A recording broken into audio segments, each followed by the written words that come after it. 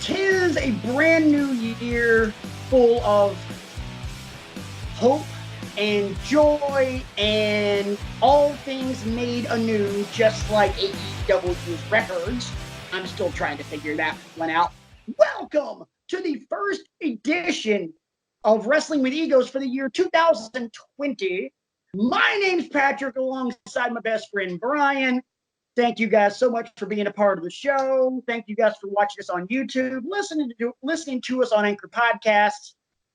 Got a lot to talk about. And before we bring in the professor over there on Camera Dose, I want to thank you guys as always. Don't feel free to chime in on anything we're talking about on the show. You can email us at wrestlingwithegos@gmail.com, just above your heads. You can also hit either one of us up on Twitter. I'm at Rant Mode On. Brian is at bcrego15. Don't forget the Google repository, our archive, bit.ly/withegos. Like, subscribe, share, all that good stuff. Brian, how was your New Year? Hopefully it was festive. New Year was festive. Got together with family, which we always like to do, and also consume some wrestling. And I'm hopeful for what 2020 is going to bring, and that's going to be, excuse me, the meat and potatoes that we're going to be talking about this week is making our bold predictions for what we think the year 2020 has to offer. Excuse me, as far as wrestling goes. So I'm ready to get right into it. I am too. I realized looking at the side-by-side camera, I was a little bit closer in than you, so I'm like, yeah, let me back this thing up. RJ obviously still on his extended absence, so in his stead, ladies and gentlemen, The Undertaker and Captain America. I know I've got a little bit of a glare above from the light above me, so you'll just have to take my word for it. Captain America big gets for the show. Congratulations. Captain America and Captain America from Infinity War, because plenty of different options. Christmas present from the kids. Yeah. Very nice. So yeah, dude, so much to talk about that has happened since our last show, since the award show, which as we're recording right now, it's not up on YouTube. Why? Because I'm trying to make life improvements, and one of those requires studying for a very large test.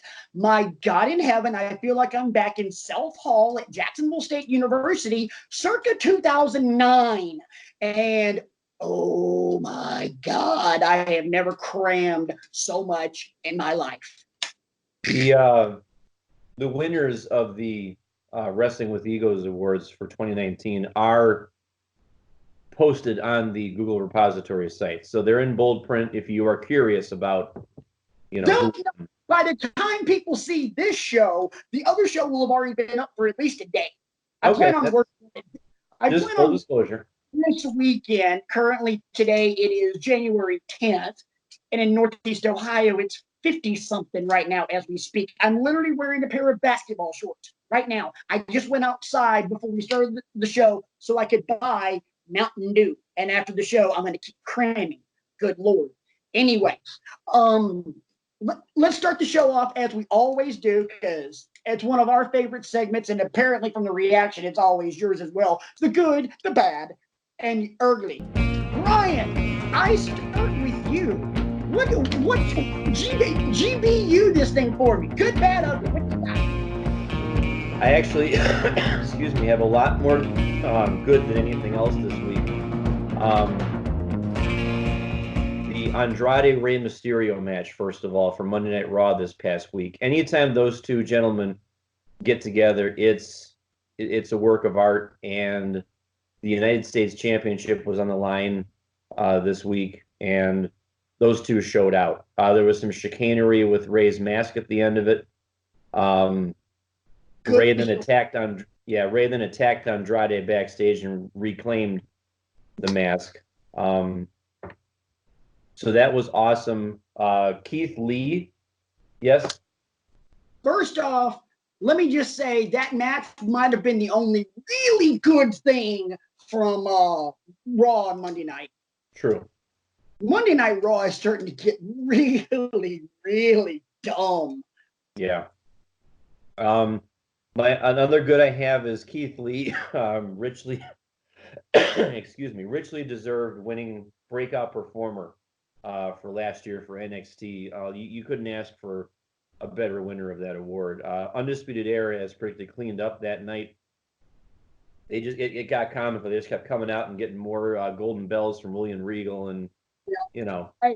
Not just that, but that fatal four-way from NXT on Wednesday with Keith Lee, Dijakovic, Cameron Grimes, and Damian Priest for the #1 contender spot for the North American title. That match was really good, and it showcased all four.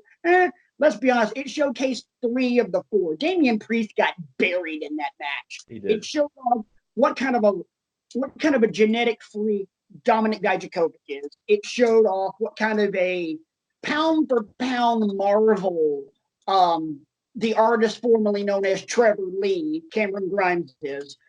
He's so good. He's going to just continue to get better. And then Keith Lee doing Keith Lee things. Yeah. Dang. So, and foreshadowing alert, we're going to close the show tonight with some bolder and really good predictions. And Keith Lee's name will be mentioned at some point. I'm not going to say by who, but someone's going to have Keith Lee as a one of the 3 bold predictions. What else you got, buddy? I also have a couple of returns to SmackDown that I'm very excited about. Sheamus is back. And I hope it's a less cartoony Sheamus and a more just butt-kicking Sheamus. Oh my. And then the Usos are also back as well. It was really nice to see them come back, helping out Roman Reigns at the end of the night. I sincerely hope that their legal issues are behind them, and they can just get back to doing, great tag team work on SmackDown going forward. So I had a lot of good this week. Cool. Well, my reactions to those. First off, y'all, in case you can't tell, Brian's got the coughs, so we're just gonna deal with it. It's cool. I'm sorry. Don't have to. You ain't got to apologize for it. It is what it is. It's like having the hiccups. We just gonna roll with it. Usos, yes. I hope their legal issues are behind them this time. I hope they don't come back. Because they're, it's all about their best ability is their availability.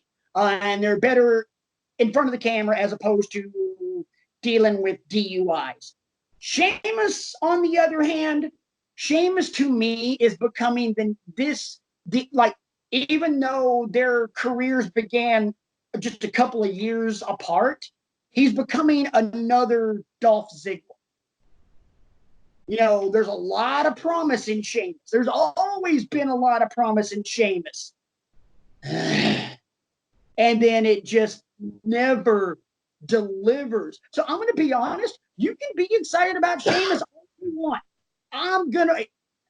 Sheamus is going to have to do something to get my attention. And I'm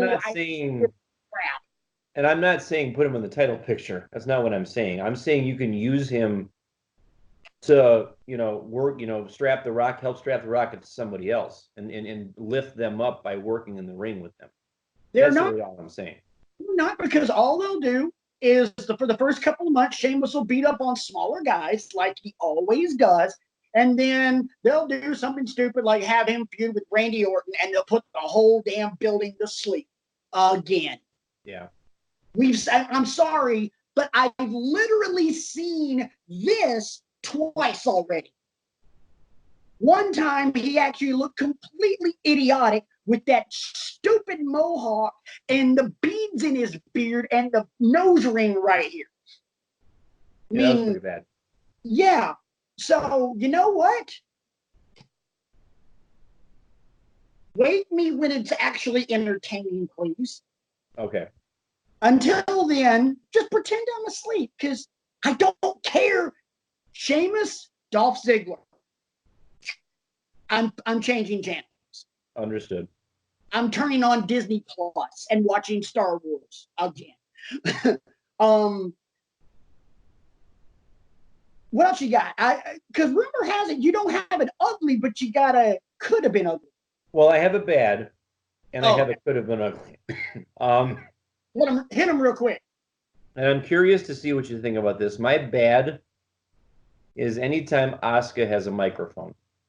Yes, yes. Because, and You I'm know, not, I'm not being, I'm not being xenophobic or anything like that, that I, don't, like it when you speak in a foreign language or anything like that. Because I'm the last person that would act that way.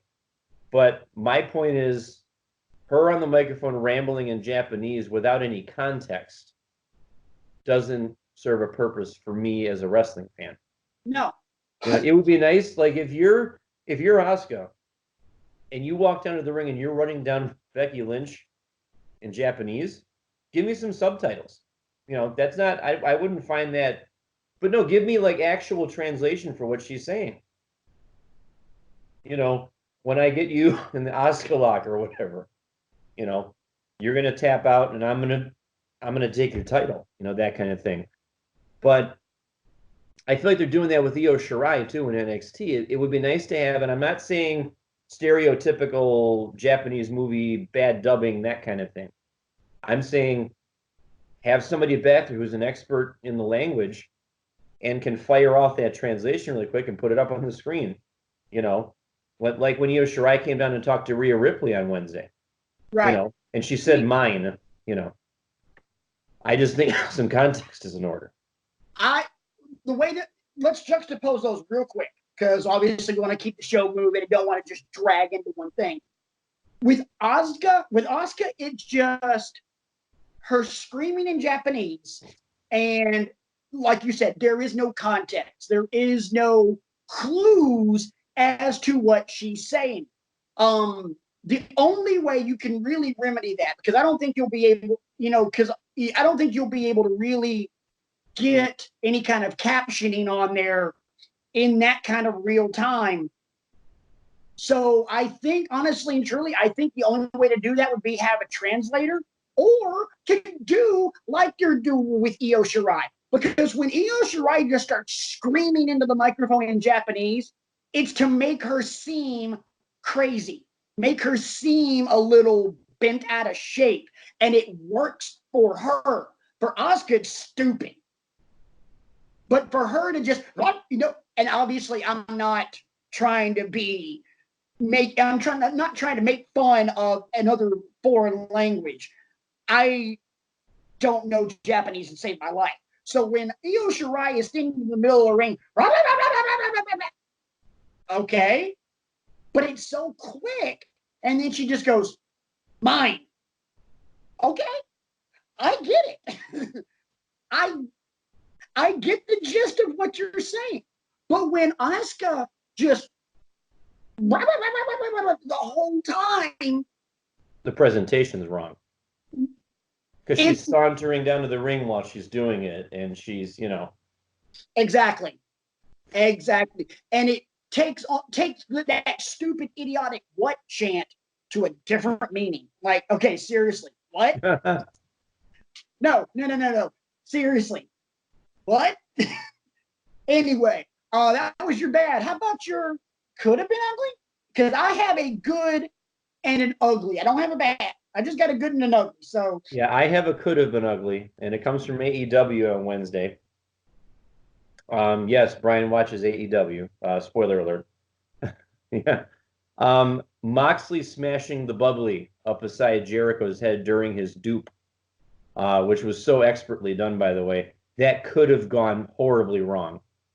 But they must have practiced, or they must have figured out, okay, here's how you need to push it, and here's the side of my face that. Because I thought when Jake Hager flipped Jericho over, I thought I saw blood coming down his face, but it was just he was beat red from sweating or whatever. Yeah. That could have been so much worse than it actually was. So props to all involved for pulling it off. Yeah. Gee whiz. That could have been bad, but it went off without a hitch. Okay. My ugly is AEW. Well, not AEW as a whole. Comes from AEW. Let me rephrase that. The Nightmare Coalition. Okay, let me just go ahead and say it. what the bloody hell? If RJ were here, RJ would probably defend it and have some great reason behind it. But you know what? RJ's not here. What the bloody hell? I'm serious. Okay. They'll let you know when they figure it out.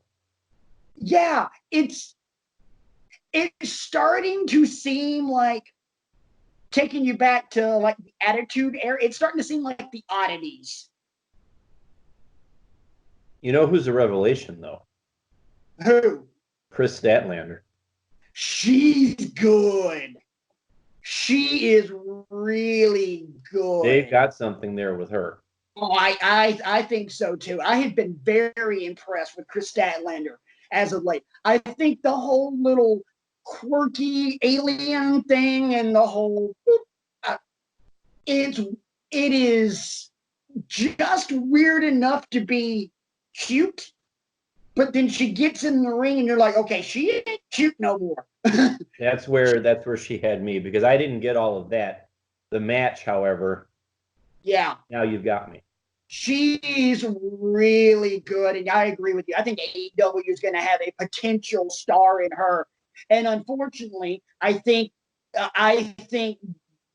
this might end up being the quote unquote beginning of the end for Britt Baker as a face in AEW, because, you know, I think you're going to have a great face in Statlander, and,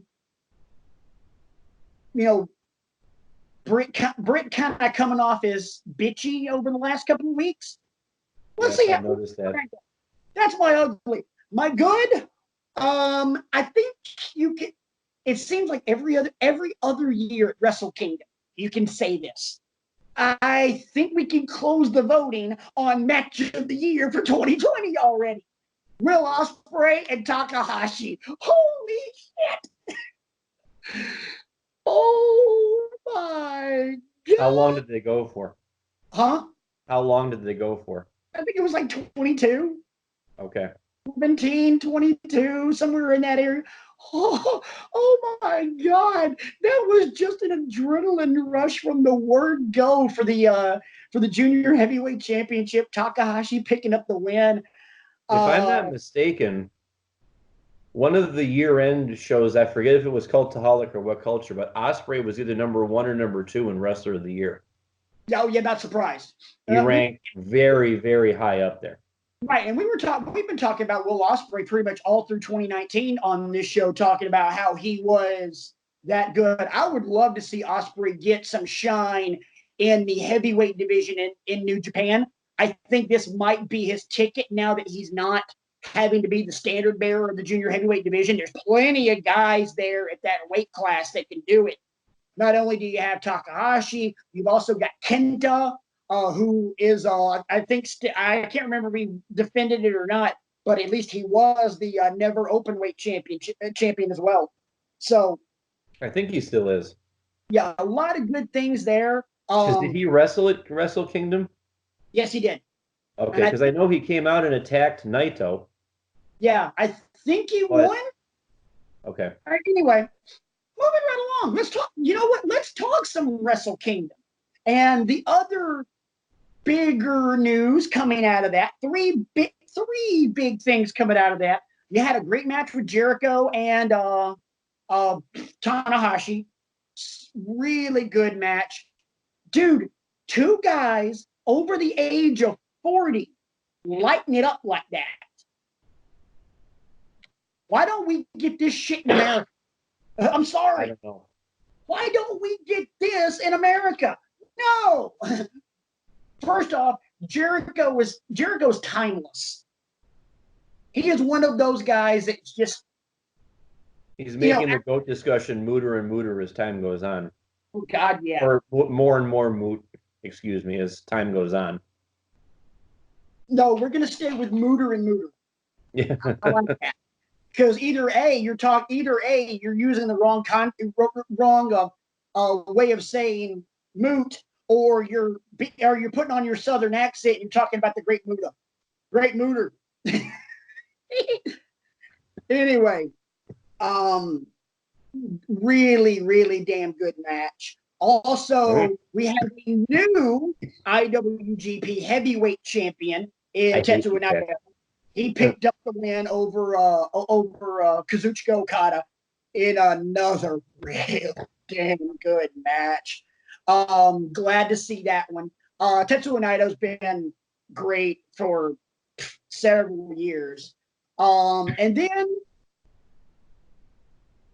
Moxley, again, great, really good match against Lance Archer to pick up the U.S. title for the second time. And then the very next night, on night 2 of Wrestle Kingdom, defended it against Juice Robinson in a damn good match.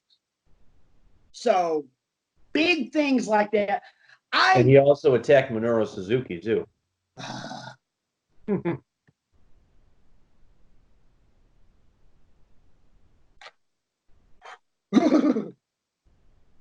Moxley, Suzuki, beating the piss out of each other.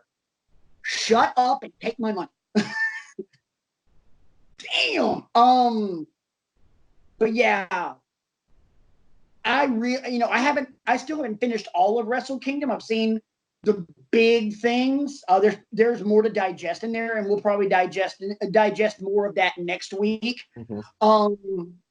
But yeah, I'm looking forward to seeing what they do moving forward, especially Moxley going both places. I was kind of bummed that Tanahashi didn't pick up the win over Jericho, because I would have loved to have seen Tanahashi and Jericho in a AEW title match at a pay-per-view. That would have been so awesome. Do you still think that's a non-starter? Say what? Do you think they'll stick with that stipulation? The only way that could have happened was for Tanahashi to win in Wrestle Kingdom. Right. Because I know we had talked in the past about maybe this is the sign of a relationship between the two. Do you still think that could happen, or is this dead in the water? That's not actually in the cards. There's been no confirmation on either side that they're even really talking. The CEO, one of the head honchos in New Japan, was talked about how they weren't trying to bridge that gap, and also the Jacksons chimed in on it. And Nick and Matt both said that there haven't really been any forward-moving discussions. My words, not theirs. So let's go ahead and talk about another big thing that happened in the world of wrestling this week, more prevalently on the U.S. side on Monday night, because we are now, since it's January, we are on the road to WrestleMania, and arguably one of this show's favorite pay-per-views of the entire year, the Royal Rumble. We know RJ is a Royal Rumble whore. So am I. His words. Yeah, his words. I am a Royal Rumble whore.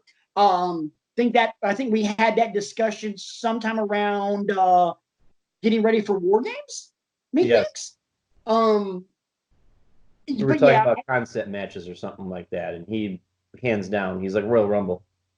Yeah, Royal Rumble and ladder matches for him. For me, Royal Rumble and War Games. Brian, Royal Rumble. And Iron Man. Oh yeah, I love a good Iron Man match. How about that? Thanks. But yeah, we're getting into the Royal Rumble. Something really interesting happened, and we both have different takes on this. I'll throw it out there. Brian can go first. Paul Heyman announced that the WWE champion, Brock Lesnar, will be entering the Royal Rumble at number 1. So he'll be starting the thing off. I will say no more. Brian, let me just go ahead and start it for you. Rant mode on. Let me tell you about this guy and his plan, okay? As I understand it, the championship is not being defended. It's just Lesnar coming out at number 1. Right. That wasn't clear to me as I was watching on Monday. I actually had to go back, piece it all together. So again, in my opinion, this is just one man's humble opinion. This is Brock Lesnar as the attraction that he is, because let's face it, he's an attraction at this point. Yes. But he's holding my show. He's holding my show hostage by having the championship and not being around. But Brian, you say he's around. I don't care. He's not defending the championship against anybody. And when he is, it's a squash or it's chicanery or it's this. And then it just gets me even more angry than I already am because, again, they have all these other people who I feel are worthy of holding said championship. So I personally couldn't care less if you are entering at number one if there are no stakes. And there don't appear to be any stakes here. No. Yeah, I'm done. All right. For now. Oh, to retort, I'm going to go rant mode on this, Brock but I Lesnar's am gonna be going all to worked up. cutting a promo on you. Brian. Mr. Kriego, Sir. you have burdened this show over and over again with the same argument. Every time Brock Lesnar does something out of the box. Every time Brock Lesnar is placated to, we hear this same argument. The only difference between this argument tonight and the ones previously is you didn't list off the names of the guys that you feel deserve it, which, by the way, are all the guys that you cheer for, like Samoa Joe and AJ Styles and Ben Balor, even though Balor's on NXT now. I'm still surprised you didn't mention it. Tell me if I'm wrong. Tell me if I'm wrong. Because you see, we always talk about the heel playbook and going through it page by page by page. Right there, what you just did was page one of the Brian playbook. And we've heard it all before. But now we go from the promo to the reverend of the rent. Because you see, my brother, what you do not realize is that this is not to placate Brock Lesnar's massive ego. It is simply to set up WrestleMania because the Royal Rumble serves one purpose: set up WrestleMania. So Brock Lesnar is going to be in the Rumble, which means somebody is going to eliminate Brock Lesnar. They'd better. Because if he wins, they're going to fucking riot. Pardon the language. I'm not censoring it. If he wins, they're going to riot. Somebody is going to eliminate Lesnar, which also means somebody's going to show up out of nowhere, blow the roof off the damn place. Wait, they are in no, there's not a roof unless they cover the Minute Maid Park in Houston, because that's where it is. They got a retractable roof, but who knows? If the weather's nice, no, they're not. Anyway, but the crowd's gonna go nuts when this surprise guy shows up, because trust me, it's the Royal Rumble. It's gonna be a surprise. There's always a surprise. And it's one of my predictions. And when that person eliminates Brock Lesnar, that's your Raw main event. But what it also tells me, Brock Lesnar is in the Rumble, which means a Raw guy isn't winning the Rumble. You don't need the Raw guy to win the Rumble, because the Raw guy that's going to be in the Raw main event at WrestleMania is going to take Lesnar out. You're not seeing the big picture. My brother, I need you to stop. I need you to see the beauty of the forest for all the trees. Hallelujah and amen. Peace and grace. Have a wonderful week. Yes. I think I get what you're saying, and I can appreciate what you're saying. Because when I tend to book things, I look macro. Or no, I look micro. You're looking macro. And I still don't know. I still haven't learned how to do that yet. Can't book wrestling micro. You right now, if you're booking the Rumble, you got to book the Rumble with Mania in mind. Because you're telling a story. Let's go ahead and be honest. You are smarter at a lot of things.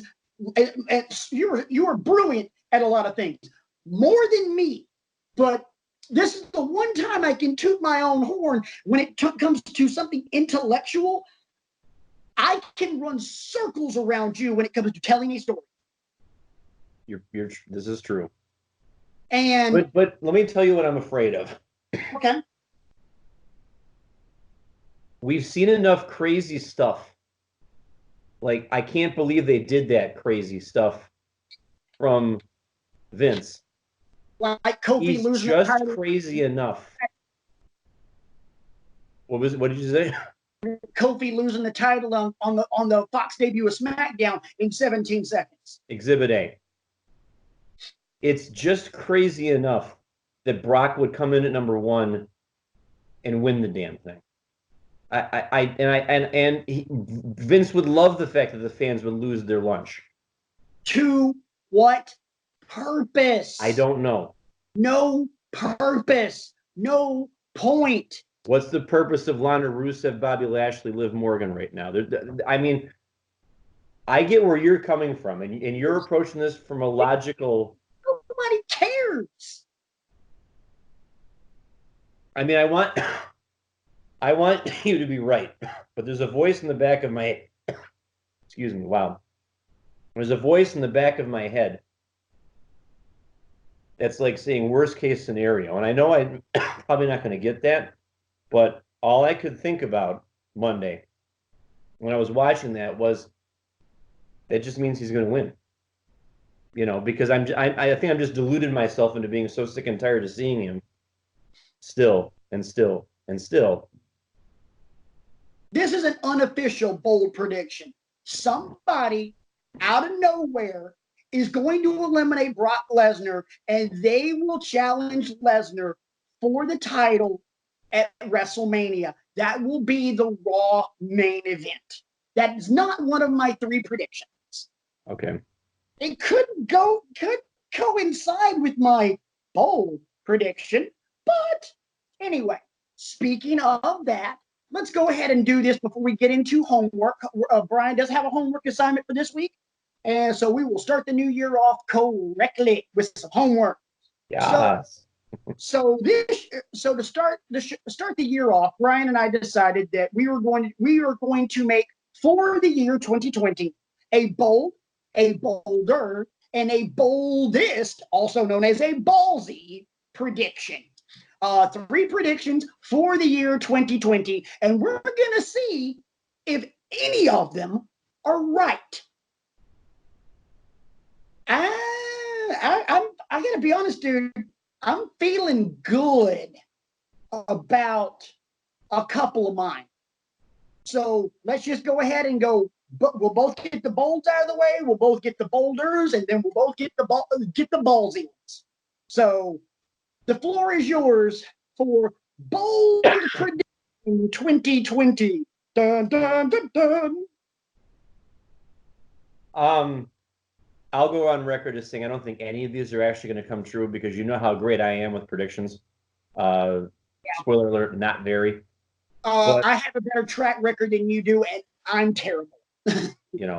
We'll see what happens, though. And I think you're going to be impressed with a few of these because some of them are going to be not what you were expecting me to say. But since we were just talking about Brock and the Rumble, I'm going to get this one out of the way first because this one is probably the one that has the best chance of happening, believe it or not.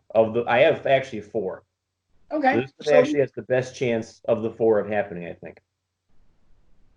As I previously said, I've been waiting for anyone, to come along and vanquish Brock Lesnar for a long time.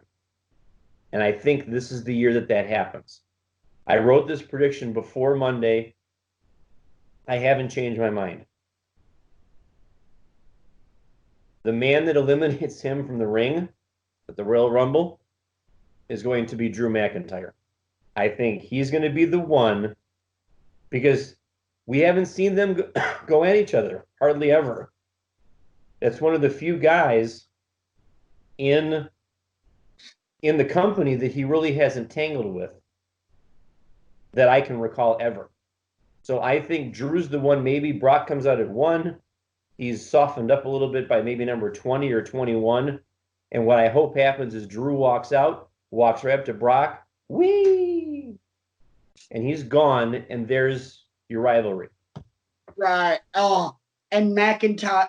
First off, real quick sidebar, McIntyre holding the microphone, counting to 3, and then blasting No Way Jose with the mic, kipping up and going, and I still didn't drop the microphone. Thank you very much.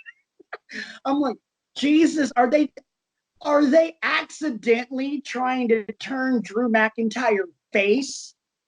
Because don't get me wrong, I'm fine with it either way. I love Drew McIntyre. And honestly, I would not mind if you were right about that. I like that idea.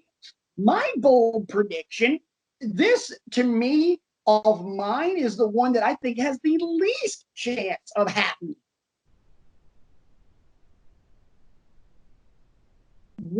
What a surprise entry in the Royal Rumble. WWE Hall of Famer Edge. I think the rumors are true. I just have a gut feeling rumors are true. I'm certainly reading a lot of them. Yeah, and they're flying around the internet right now. So, as the old saying goes, where there's smoke, there's fire. You said you had 4. Yes. Is double up in a bolder or boldest? I'll double up on the bolder. Bolder. So because the boldest is going to really surprise you. Right. I think. Well, my double up is in bolder. So go ahead. Okay. My first bolder. By the end of 2020, this calendar year, I predict that 4 mildly consequential names will have left WWE and joined AEW. And I say by the end because I'm sure there's non-compete clauses and things of that nature that they have to wait out. Hang on. I might be able to piggyback off of yours. So just kind of keep an eye on me as you're doing this. Okay. If I put my hand up, I'm going to say something. The 4 names, and I say mildly consequential because of who they are. There's really no like blockbusters like holy craps here, but the 4 names are Cassius Ohno, Dana Brooke, Robert Roode, and Dolph Ziggler. Actually, none of those 4, but I will piggyback off of it with one of my bold predictions. Okay. Before the end of 2020, at some point, your reigning defending AEW World Tag Team Champions will be the team we currently know as the Revival. The Revival will win AEW, whatever they go by in AEW. They will be AEW World Tag Team Champions by the end of this year. They will not re-sign with WWE. They will become free agents because they're not getting released, so they will not have to deal with a no-compete. And then they will end up by the end of 2020 as your AEW World Tag Team Champions.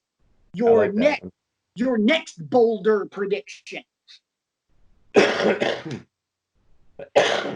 one. And this is one of the ones that's going to impress you, I think. Okay. It's been a while since NXT has had a women's rivalry with the sizzle of Tommaso Ciampa versus Johnny Gargano. You have to go back a ways to find one. NXT, whether they realize it or not, is about to have one on their hands. The feud of the year in the women's division 2020, I give you Tegan Nox versus Dakota Kai. I think those two ladies are going to tear it down. And the beauty of it is you don't even need the championship right now because there's so much bad blood. You could go all the way to the fall with it and then maybe spin the championship into it later. Yeah. And you know what the funny thing is? Just like Johnny Gargano and Tommaso Ciampa, Tegan Nox and Dakota Kai in real life love the hell out of each other. Those two are tight. So I think that's more of your bold prediction because I think that's a fairly safe bet. And we're all betting for it. My other bolder prediction, and believe it or not, my ballsy one is crazier than this. By the end of the calendar year, your reigning, defending WWE or Universal Champion will be someone who is completely limitless. Keith Lee. Keith Lee will not win the North American Championship over Roderick Strong in 2 weeks. After WrestleMania, he will go to the big time. And before the end of the year, he will win the title. Wow. I told you, that one's ballsy, but my ballsy is crazier than that. He could pull it off, too. Oh, absolutely. I think... Because of all the reasons we've spent the last month talking about. I think Survivor Series weekend opened a lot of eyes in Stamford, Connecticut on the beauty that is Keith Lee. Your ballsy prediction.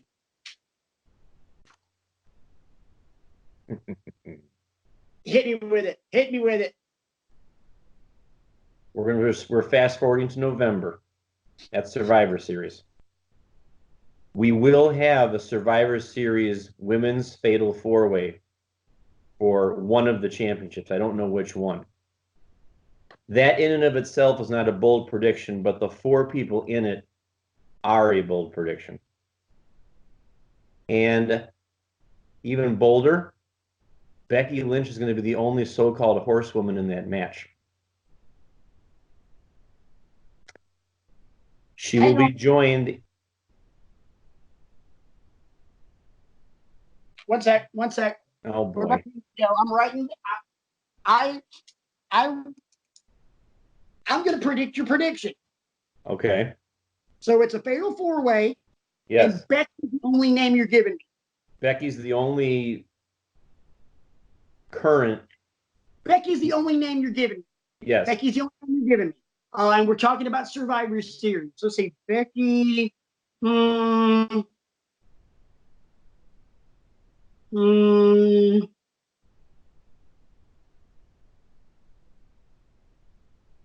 Not. Never mind. I can only come up with one really good name. So go ahead.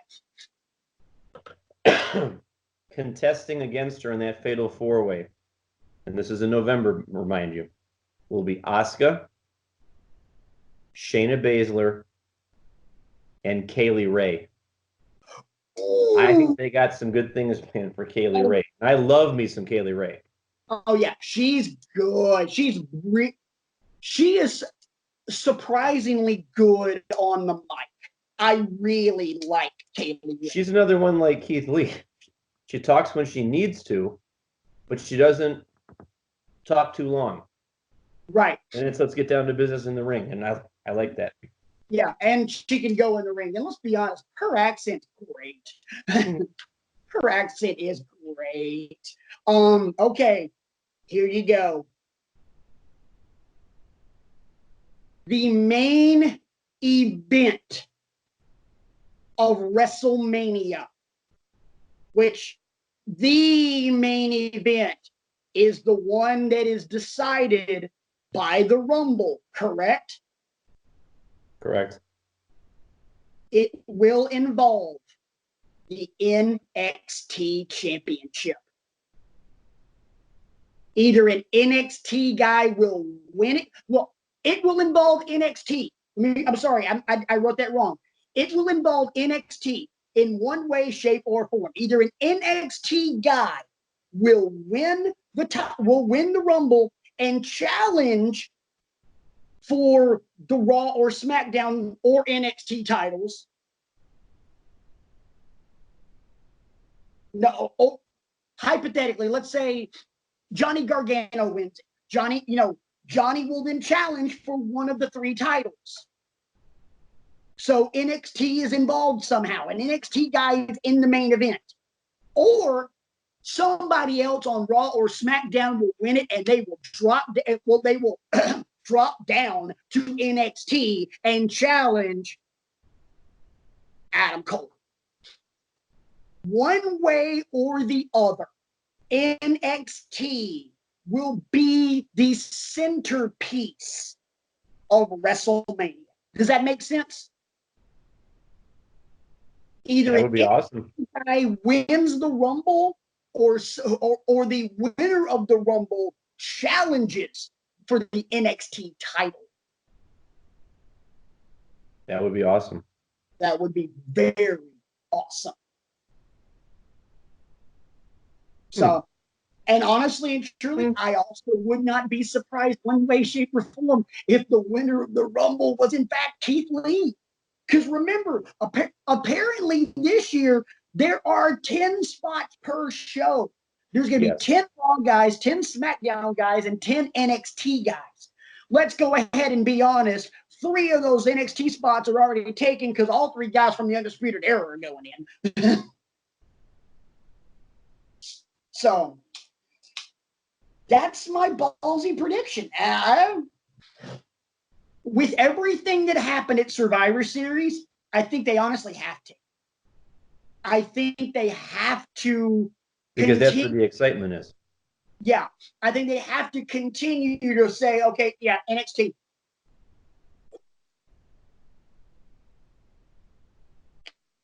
Pardon me.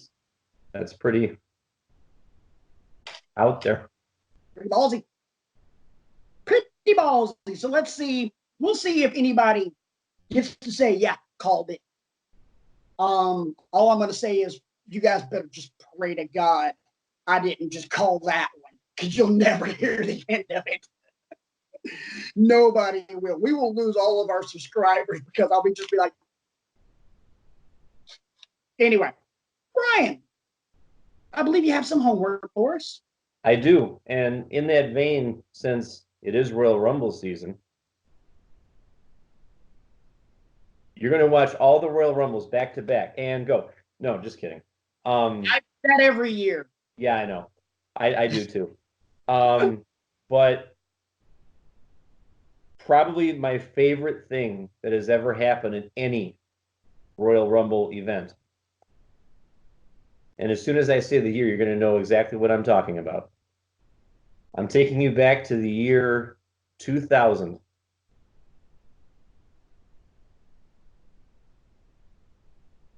Madison Square Garden. What? And your homework. Wait. Is this the one where Taka Michinoku? Yes, but your homework is not the Royal Rumble match. But it's the one with the face plant, yes. Taka Michinoku did the double flip over the ropes and just went pow. Yes. And they replayed it like Lawler asked it to be replayed like 20 times. Can we see Taka? Can we see Taka again? Yeah. And you know what? It didn't get old. Nope. All right, hang on. All right, so Royal Rumble 2000. I'm trying to guess the match because it could be. There's two matches I'm thinking of that are both really good, and I got a feeling neither one of them are it. Is it Foley and Triple H in a street fight? Yes! You are getting the WWE Championship match, a street fight between Triple H and Cactus Jack. And like all of my matches that I get for homework, folks out there in listener land, please make sure you watch the promo package before the match. Yeah. We'll talk about it at length next time when Patrick gives his rundown. This is where I started turning around on Triple H as a performer, because he does yeoman's work in making something that really shouldn't work. He makes it work. Yeah. We will talk at length about that next week. Yeah, the only thing I want to mention about this is he got that massive chunk of table, just Palette. Yeah, it was the pallet right in his leg, and it was just I remember seeing behind the scenes video. His face is bloody as hell. It looked like he did a Ric Flair blade job. I mean, it was just bad. But the leg was worse. Oh yeah, that was the problem. That's what they were worried about something that big, right in, like, what was his calf? Yes. Yeah, the only part that was exposed, because he had the knee pads and the tape and the boots. Yeah, that's right. But yeah, and I remember like it was Steph or one of the docs. He's laying on the trainer's table, and someone just keeps handing him bottles of water after bottle of water, and he's just chugging them, pouring it on his head, wiping the blood off, chugging it, and then out of nowhere, hey, can somebody go find my parents and tell them I'm okay? Yeah. I was like, holy. But yeah, do you know what the other match I was thinking it might be was? I'll give you a hint. It opened the pay-per-view. Was that Taz and Kurt Angle? No. That might have opened it. No, but I was thinking Dudley's Hardy's tables. Yeah. I could have. That was a good one too. But when I was thinking Royal Rumble homework, this was the only direction I really could have gone, because it's just such, and it holds up so well. Those two guys are at the top of their game. Yeah, that is a real quick, just off the top of your head, what would you say would be your favorite Rumble match of all time? Well, the 2000 one's up there because Rock won it. But that's a bit of homerism for me. But my favorite Rumble match, front to back, the one that's leaping into mind is the one where CM Punk, spends the first 15 minutes sermonizing. That one was brilliant. For me, when? I think, oh dear, 92 when Flair won it. That's a good one too. Actually, I just thought of the other one at Madison Square. I want to say it was 07, where John Cena came in at number 30, and everybody was legitimately crapping their pants. Like Triple H that's not a sell job either. No, that's what the hell are you doing here? Trivia: who were 1 and 2? Undertaker and Shawn. What was so interesting about that? Because they were the last two from the year before. And finally, who was the ring announcer? Michael Buffer. Good night, everybody. Madison Square, so. Yeah. About to say, that was, first off, Michael Buffer introducing The Undertaker. Yeah. Take my money. Yeah. That's Here's my money. Yeah, that look. He's the best ring announcer in the history of ring announcers, and everything he does is effortless. Look, I love Justin Roberts. I love Joe Martinez, but Buffer. Dude, I even love Greg Hamilton on SmackDown, but dude, Buffer. Not Bruce, Michael. Bruce Buffer sucks. He does. Watching UFC fight, he's god awful. He screams during his ring announcing. It's brutal. Anyway, rant mode off. We're gonna get out of here, guys. We're gonna get this show done in less than an hour. Glorious. Anyway, let's stop farting around. That way we can actually do it. We appreciate you guys watching. It's been a blast, as always. Let's see how these predictions turn out. We'll see you guys next week. For Brian, myself, the disembodied voice of RJ, all the children's in him, and everybody in the families, and all that good stuff, the mamas and the babies and the grandbabies, and yeah, they're about to be grandbabies involved. Yeah. Yeah. This is what happens when you marry a woman who has a 23. Yeah. So anyway, I'm going to get back to studying so I can make more money at work. And we will catch you guys next week right here on Wrestling with Egos. And until next week, as always, that's our story. And we're sticking to it.